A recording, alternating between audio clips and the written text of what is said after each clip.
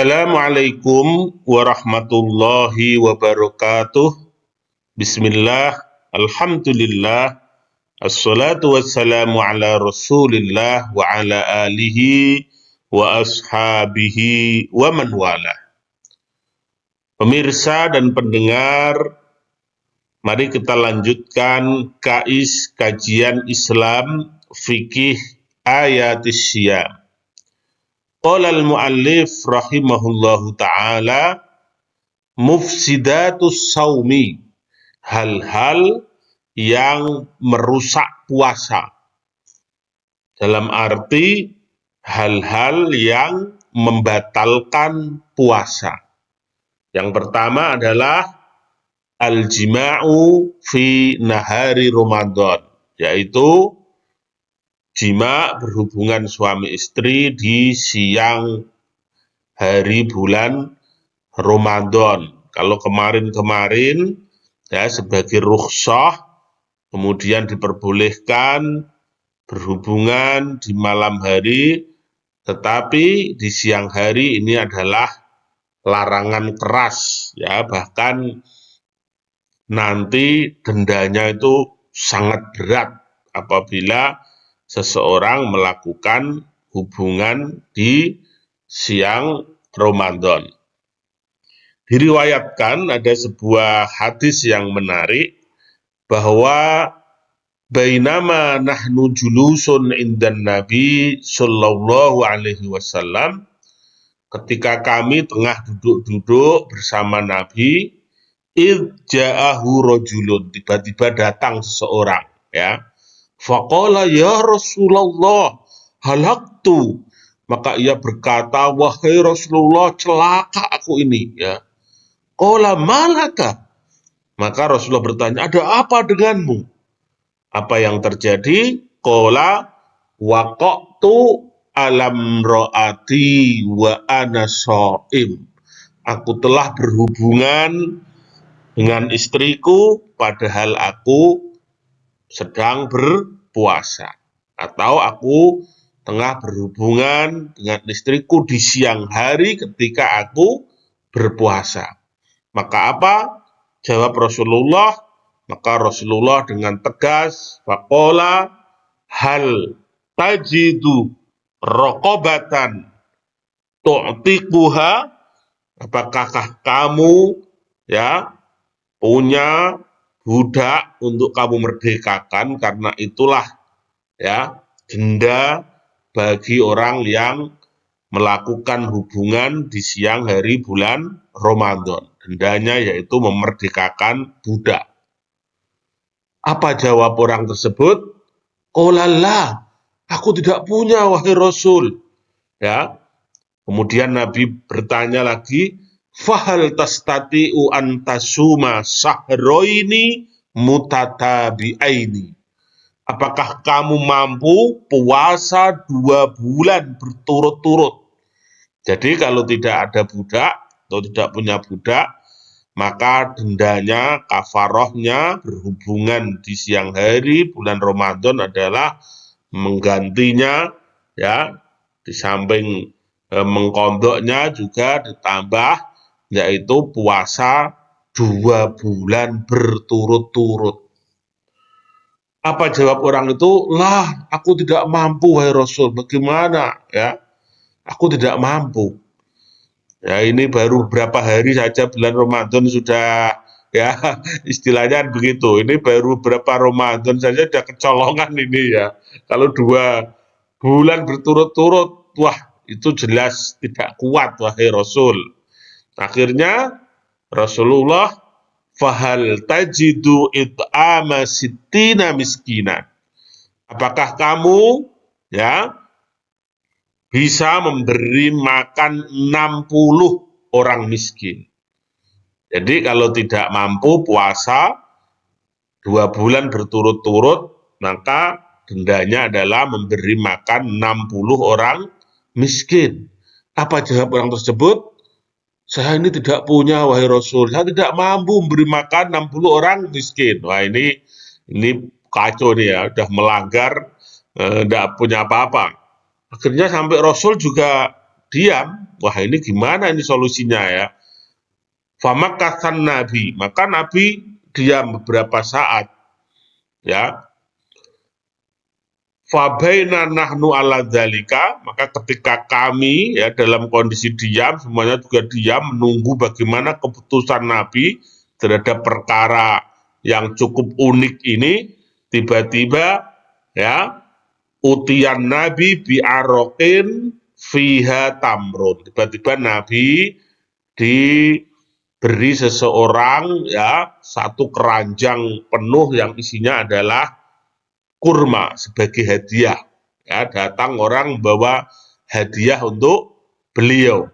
Ya, maka langsung Nabi bertanya, Aina, ya, as-sa'il, tak di mana siapa yang bertanya tadi, ya. Faqala ana, khudha. Ah, ini ambil, aku berikan kepadamu, kemudian ini untuk membayar dendamu. Fatasoddaq bihi, sedekahkan kepada 60 orang ya miskin di tempatmu. Tetapi apa jawab orang itu? Apakah ini untuk orang miskin di desaku, di tempatku, wahai Rasul? Ya. Maka ia menjawab, di desaku tidak ada orang yang miskin selain aku, wahai Rasulullah. Semuanya orang-orang kaya. Ya, semuanya ma baina labataiha ahlu baitin afqaru min ahli baiti. Tidak ada di seluruh komplek lingkungan tempat tinggal saya itu orang yang kategorinya fakir atau miskin kecuali saya ini. Semuanya itu orang-orang kaya. Wah ini ya begitu mendengar pengakuan orang itu, apa yang terjadi? Fadhahikan nabiyyu hatta badat anjabuhu. Nabi sampai tertawa sehingga kelihatan ya gigi beliau. Saking uniknya ini orang, wah ini kacau ini ya, udah melanggar, tidak punya, sudah dikasih, malah disuruh berikan pada orang miskin, dan ada orang miskin selain dia. Sehingga kemudian Nabi memberi ucapan terakhir, At-imhu ahlak, sudah bawa pulang, beri makan keluar kamu ya. Jadi ini unik ya, ini kejadian yang unik dan tentu saja tidak bisa ditiru ya, tidak bisa ditiru. Misalnya kalau orang sengaja,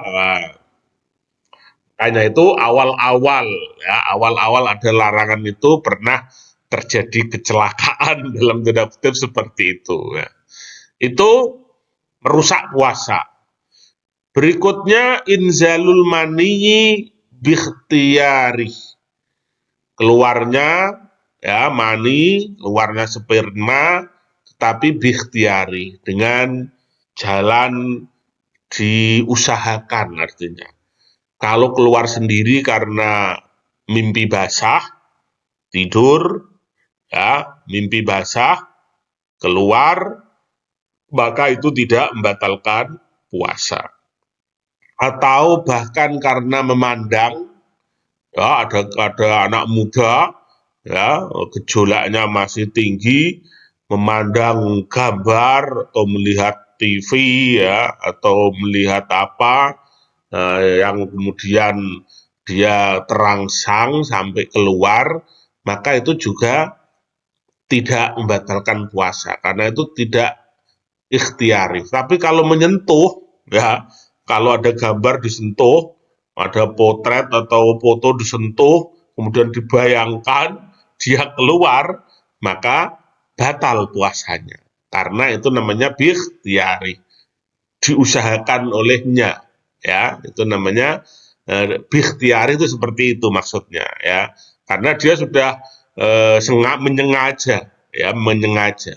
Tapi kalau hanya sekedar memandang, ya, makanya itu tidak batal, ya, meskipun memandangnya itu kalau hal-hal itu tidak baik bisa berdosa dan bisa menghilangkan pahala puasanya, tapi puasanya tetap sah. Kemudian al-aklu wasyurbu muta'ammidan, yang membatalkan puasa adalah jelas makan dan minum dengan sengaja, ya, dengan sengaja. Kalau tidak sengaja, ya, kalau lupa gimana? Sabda Rasulullah, Man nasya wa huwa shaim, barang siapa lupa padahal ia puasa, terus fa'akala au sariba, terus makan ya, atau minum, makan habis 2 piring, minum habis 2 gelas ya, karena lupa, tiba-tiba setelah selesai makan dan minum dia ingat, loh aku kok sedang puasa ternyata. Maka bagaimana solusinya?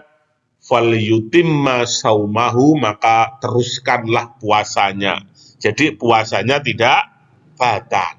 Dan terus makan minumnya ini bagaimana Nabi? Fa innama at'amahullah wasaqahu. Ya, apa yang kau makan dan minum itu rezeki dari Allah. Ya, itu rezeki yang tidak disangka-sangka, itu saja ya. Dianggap itu rezeki dari Allah yang rezeki nomplok, ya, rezeki yang tidak disangka-sangka karena lupa. Ya. Jadi karena lupa itu tidak membatalkan puasa. Yang berikutnya adalah makana bimaknal akli wasurbi. Hal-hal yang mempunyai arti makan dan minum. Contohnya ya, bukan semata-mata makan dan minum, tapi dia bermakna makan dan minum. Apa contohnya? Merokok ya dapat membatalkan puasa karena dalam rokok terdapat ain atau sesuatu yang masuk bersamaan dengan asapnya, yaitu nikotin ya. Memasukkan obat melalui kubul dan dubur, jalan depan, jalan belakang, ini juga membatalkan puasa ya. Kemudian penggunaan obat tetes telinga kalau sampai ya masuk ke dalam jauf atau perut itu juga bisa membatalkan puasa. Sedangkan kalau menggunakan tetes mata ini tidak membatalkan puasa. Beda antara telinga dan mata. Kalau telinga itu bisa sampai ke lambung, ke perut, tapi kalau mata itu tidak. Para ulama membedakan ya.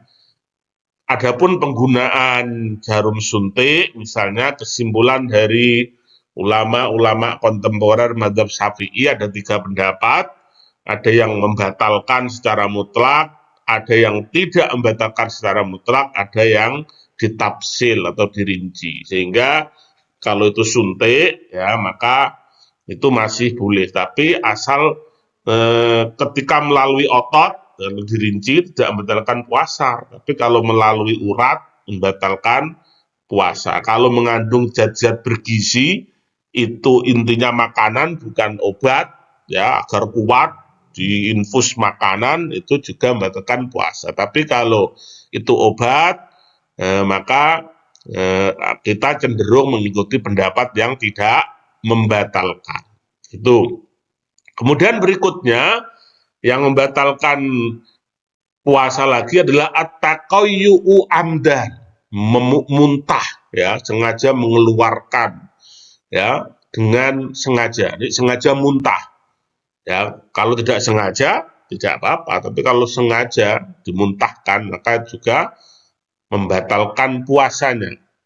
Kemudian yang terakhir adalah khuruju damil haidi wan nifas, keluarnya darah haid dan nifas ya, ketika di tengah-tengah berpuasa seorang perempuan mengalami menstruasi, ya, datang bulan ataupun nifas, maka batallah puasanya.